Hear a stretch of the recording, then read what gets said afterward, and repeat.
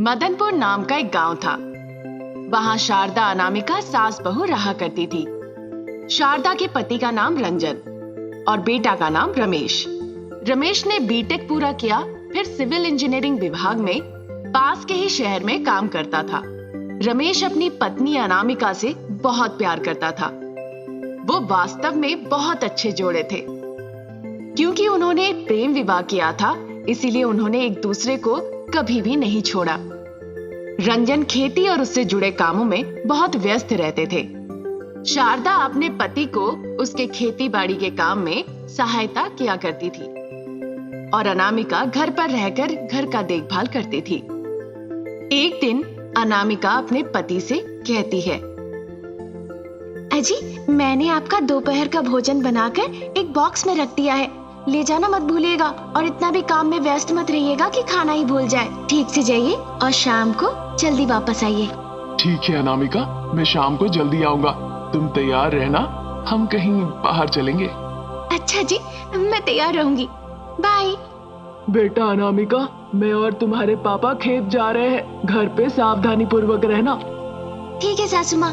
अच्छा, डब्बा ले जाना मत भूलिएगा। मैंने ससुर जी का पसंदीदा सब्जी बनाया है और आपके लिए पालक पनीर बनाई हूँ। आप लोग व्यस्तता में खाना खाना भूल जाते हैं। अगर आप कहें तो मैं खाना वहीं पे लेकर आऊंगी। गरम गरम खाना खाने में ज्यादा स्वाद लगता है। क्यों बेटा, तुम इतनी तकलीफ क्यों उठाओगी? रास्ते बड़े खराब है, तुम नहीं जा पाओगी, घर पे ही रहो। हम जल्दी लौट आएंगे, सावधान रहना। ठीक है माँ। दोनों सास ससुर उसे ठीक से घर पे रहने के लिए कह के खेत के लिए निकल जाते हैं।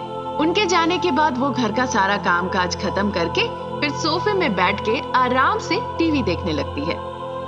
अचानक से चैनल बदलते वक्त उसने देखा उसके पति के कार्यस्थल के एक इमारत गिर गई है और उसके पति की उस दुर्घटना में मृत्यु हो गई है। ये खबर सुनते ही अनामिका बेहोश हो जाती है। जब उसके सास ससुर शाम को घर लौट के आते हैं तो वो देखते हैं अनामिका हॉल पे बेहोश पड़ी हुई है। ये नजारा देखकर शारदा डर जाती है, फिर पानी लाके अनामिका पे छिड़कती है।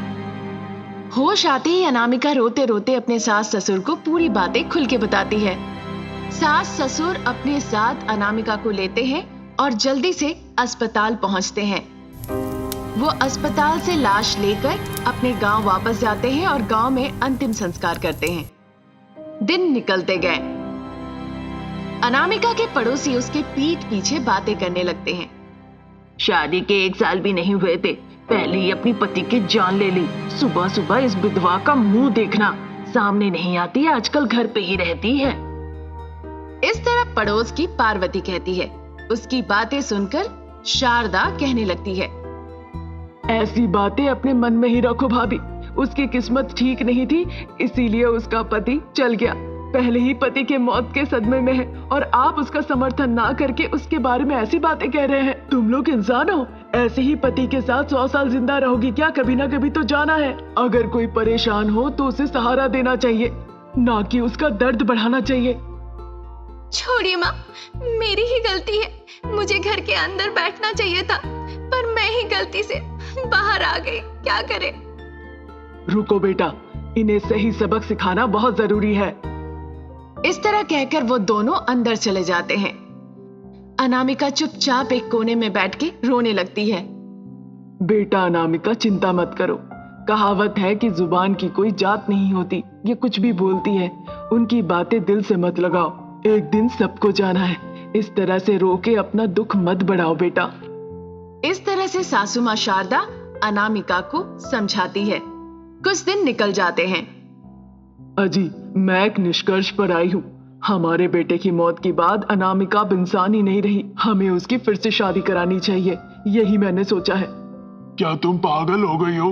हमारे बेटे के गुजरे हुए 1 साल भी नहीं हुए हैं। अगर तुम इस तरह की बातें करोगी और ये शादी की बात अगर फैल जाती है तो लोग बस बकवासी करेंगे। यही चाहती हो क्या? किसके बारे में तुम बातें कर रहे हो? जब हम खुश रहते हैं तो वो हमारे घर में अशांति पैदा करने की कोशिश करते हैं। जब हम दुख में होते हैं तो वो हंसते हैं। मुझे किसी के बारे में नहीं सोचना, बस बहू खुश रहे यही चाहती हूँ मैं। वो अभी भी हमारे बेटे के बारे में सोचकर रोते रहती है। बहुत कम उम्र में उसने अपने पति को खोया है, पहले से ही वो तकलीफ में है। उसकी जिंदगी नरक बना दे, मैंने फैसला ले लिया है। सास ससुर की सारी बातें अनामिका सुन लेती है। फिर शारदा के पास जाके वो कहती है, मुझे माफ कीजिएगा सासू माँ, मैं दोबारा शादी नहीं करना चाहती। तुम ठीक नहीं हो और ऐसे अकेली कितने दिन तक रहोगी? तुम्हें भी सहारे की जरूरत है। मेरी बात सुनो, शादी कर लो बेटा। मैं आप लोगों को छोड़ के नहीं जाना चाहती सासू माँ। अगर मैं शादी करके चली जाती हूँ तो आप लोगों का देखभाल कौन करेगा? अच्छा, तो ये समस्या है। चिंता मत करो, हम एक ऐसे व्यक्ति को ढूंढेंगे जो तुम्हारे साथ साथ हमारी भी देखभाल करे, ठीक है ना? मेरे लिए शादी और पति दिल दहलाने वाली चीज है, पर आपकी जैसी मर्जी, आप जो कहेंगे मैं वैसा ही करूंगी। कभी भी मैंने आपके किसी बात के लिए भी ना नहीं कहा सासू माँ। आप जैसा कहेंगे वैसा ही करूंगी। इस तरह अनामिका मंजूरी देती है। शारदा उसके लिए एक योग्य दूल्हा ढूंढ ले आती है और फिर उसकी धूमधाम से शादी करा देती है। सभी गांव वाले ये सोचकर बहुत खुश हुए कि शारदा ने अनामिका की जिंदगी के बारे में सोचा और उसकी शादी करा दी। सभी ने उसकी बहुत तारीफ की। फिर सब मिलके एक साथ खुशी खुशी रहने लगे। वो पार्वतीपुर गांव था। वहां शारदा अनामिका सास बहू रहती थी। सास बहू दोनों ही पानी पूरी के लिए पागल थे। दोनों सास बहू पानी पूरी के इतने शौकीन थे कि हर दिन पानी पूरी खाने के लिए वो गांव के अंत तक जाते थे। उनका ये पागलपन देख के सब हंसते थे, पर वो किसी की परवाह नहीं करते थे। वो हर दिन की तरह पानी पूरी खाने के लिए गांव के अंत तक गए, पर वहां पे उस दिन पानी पूरी का ठेला नहीं लगा था। आसपास के लोगों से पूछने से पता चला कि पानी पूरी वाले की मौत हो गई। सासू माँ अनामिका क्या करती? फिर वो घर लौट आए। फिर सासू माँ, बेटा अनामिका, पानी पूरी ना होने की वजह से खाली खाली लग रहा है। पूरा दिन उदास सी लग रही है। कैसे भी करके हमें पानी पूरी खाना होगा। हम घर पे ही पानी पूरी बना लेते हैं ना सासू माँ। वैसे तो घर पे सब कुछ है, पर बनाना कैसे है ये नहीं पता। कोई बात नहीं सासू माँ, हम YouTube से देख लेंगे। फिर अनामिका YouTube देख देख के पानी पूरी बनाने लगती है। शारदा खा के कहती है, अरे बहू, जो पानी पूरी हम ठेले में खाते थे ये उससे भी ज्यादा स्वादिष्ट है। अगर तुम ये बात पहले ही कहती तो हम घर पे ही बना के खुशी खुशी खा लेते। इतने पैसे बाहर जाके खर्च ना करने होते हमें। मुझे पता था पानी पूरी कैसे बनाया जाता है, पर पहले कभी बनाया नहीं था ना। अब तुमने बना लिया है ना, कल से हम घर पे ही इसे बना के खाएंगे। ठीक है सासू माँ। इस तरह वो सारे पानी पूरी खा लेते हैं। कुछ दिनों के बाद अनामिका को पानी पूरी का व्यवसाय करने का विचार आता है। अगर हम खाने के पानी पूरी से कुछ पानी पूरी बेच दे तो हम किराने के सामान के पैसे निकाल सकते हैं। इस तरह वो शारदा से कहती है, वैसे तो तुम पानी पूरी बाहर वालों से ज्यादा स्वादिष्ट बनाती हो। तुम्हारा विचार अच्छा है, लेकिन उसके लिए वाहन चाहिए ना। पूरी बनाने के लिए मशीन भी तो चाहिए। मैं उन सारी चीजों का ख्याल रखूंगी सासू माँ। वैसे भी गांव का पानी पूरी वाला मर गया है ना, हम उसका वाहन अभी के लिए खरीद लेंगे ताकि नया खरीदना ना पड़े। और पूरी काटने का मशीन बहुत महंगा आएगा। अभी के लिए मैं हाथ से ही बना के काम चला लूंगी। इतना आसान नहीं इतनी सारी पूरियां हाथ से बनाना। कोई बात नहीं सासू माँ, जब तक मैं कर सकती हूँ करते हैं, फिर बाद में देखा जाएगा क्या करेंगे। ऐसे पानी पूरी बनाना शुरू होता है। फिर एक रात एक बुजुर्ग इंसान पानी पूरी वाहन के पास आते हैं। माँ, कुछ खाने के लिए दो माँ। ये लो दादाजी, खा लो। इस तरह उस बुजुर्ग इंसान को पानी पूरी खाने के लिए देती है अनामिका। खाने के बाद वो बुजुर्ग इंसान कहते हैं, मेरे पास देने के लिए पैसे नहीं है, माफ कीजिएगा। भूख लगी थी इसीलिए पहले आप लोगों से ये कहना मैं भूल गया। वाह वाह वाह वाह वाह, हमारे पास भी पैसे नहीं थे इसीलिए ठेला लगाया। आपको क्या लगता है ये मुफ्त में खाने के लिए ठेला लगा हुआ है? ऐसा ना कहिए, कभी मेरा भी बहुत अच्छा व्यापार चलता था, मैं पानी पूरी ही बेचता था। हर दिन 10,000 कमाता था पानी पूरी से। क्योंकि हालत ठीक नहीं, अब तो मैं भीख मांग रहा हूँ। मेरे पास पूरी काटने का मशीन है, अगर चाहिए तो वो मशीन ले लो आप। हमें आपकी मशीन की क्या जरूरत है, बस पैसे दे दो। कोई नहीं बेटा, ये मशीन बहुत काम आने वाली है। इसे ना कहे बिना ले लो।